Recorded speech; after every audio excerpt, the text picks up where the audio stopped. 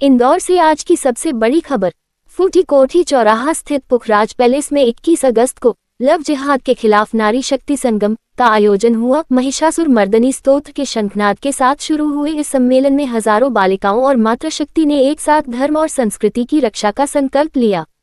अखिल भारतीय बलाई महासंघ के राष्ट्रीय अध्यक्ष मनोज परमार की अध्यक्षता में हुए इस संगम में विश्व हिंदू परिषद की प्रांत उपाध्यक्ष डॉक्टर माला ठाकुर और हिंदू जागरण मंच मालवा प्रांत के संगठन मंत्री मोहन सेंगर मुख्य अतिथि के रूप में शामिल हुए। अतिथियों ने अपने उद्बोधन में लव जिहाद को समाज के लिए गंभीर चुनौती बताया और कहा कि अब समय आ गया है जब बेटियों को जागरूक होना होगा। डॉक्टर माला ठाकुर ने कहा कि हिंदू बेटियों को निशाना बनाकर उन्हें झूठे प्रेम जाल में फंसाया जाता है, नशे की आदत डालकर और दोस्ती के नाम पर ब्रेन वॉश कर उन्हें अपनी संस्कृति और परिवार से तोड़ा जाता है। उन्होंने बालिकाओं से आह्वान किया कि मोबाइल का सदुपयोग करें, अपनी गतिविधियों की जानकारी माता पिता को दें और कभी भी झूठ न बोलें।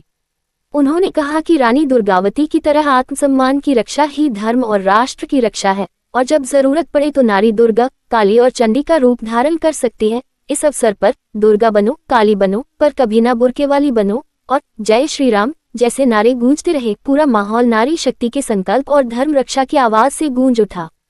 करीब 5000 बालिकाओं ने इसमें भाग लेकर यह संकल्प लिया कि वे अपने धर्म, संस्कृति और आत्मसम्मान की रक्षा के लिए सदैव सजग रहेंगी। जनता दरबार न्यूज़ 24। तो बोले ऐसी कम से कम ज्यादा नहीं तो 50 से ज्यादा लड़कियों का इन्होंने दैहिक शोषण किया है और उन सबके वीडियो बना करके रखे हैं, उनके फोटो बना करके रखे हैं। तो अकेले ये नहीं करते हैं, अपने दोस्तों से भी करवाते हैं। और कोई लड़की अगर घर में फंस के चली जाती है तो वो केवल जो जिसको इसने पति माना था केवल वो नहीं करता है, उसका सामान बांधती है, बिटिया को तिलक करती है और कहती है कि पढ़ाई करने के लिए जा रही हो। अच्छे से अपनी शिक्षा दीक्षा ग्रहण करना, खूब नाम कमाना, सारी व्यवस्था, सारी चिंता हम करेंगे। घर परिवार की चिंता मत करना, अपनी शिक्षा की तरफ ध्यान देना। अनन्या अपना बैग पैक करती है, भोपाल चलती है, टीआईटी कॉलेज में आती है। कॉलेज में आती है तो स्वाभाविक है नए मित्रों से मिलती है। जब मित्रता होती है तो एक लड़का जिसका नाम है फरहान, उससे मिलती है। पता लगता है कि फरहान एमपीए में पढ़ता है।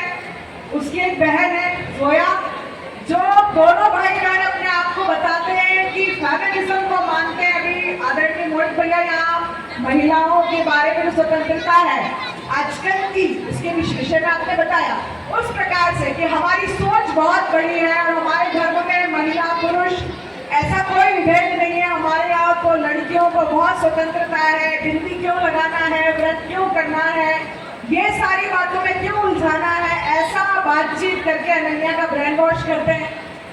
शोषण करना, शारीरिक शोषण करना, और बहुत सारे लोग जो है इसमें भूमिका में जुड़े हुए हैं। जब देखा जाता है कि वो सब कौन है, सारे के सारे जो है इस्लामिक कट्टरपंथी है। तीसरा, हम भी शहर में है, यहाँ की कॉरपोरेटर, नगर निगम का नाम हम सब जानते हैं, पार्षद हम सब समझते हैं। ऐसे ही अनवर कादरी, जिनको अनवर डकैत के नाम से जाना जाता है, आप लोगों ने अखबार में पढ़ा होगा कि कैसे लड़कों को पैसे देना, जो मुस्लिम लड़के हैं उनको पैसे देना कि वो जाकर के हिंदू बेटियों को फंसाएं, विवाह के लिए दबाव बनाएं।